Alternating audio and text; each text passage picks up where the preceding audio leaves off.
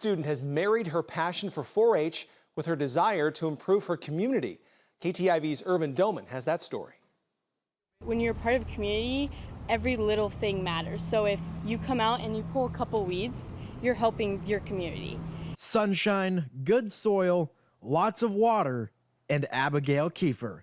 Those are the keys to the success of the Memorial Garden outside the Hospice of Siouxland. Abby did a great job. We did the planting, and all of us and some volunteers came and helped plant. There were over 100 plants to put in the ground.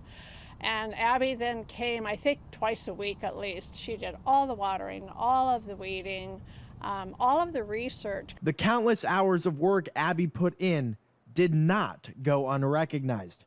Her 4-H project would go on to take first place in the citizenship category at the Woodbury County Fair, and it even earned a red ribbon at the Iowa State Fair.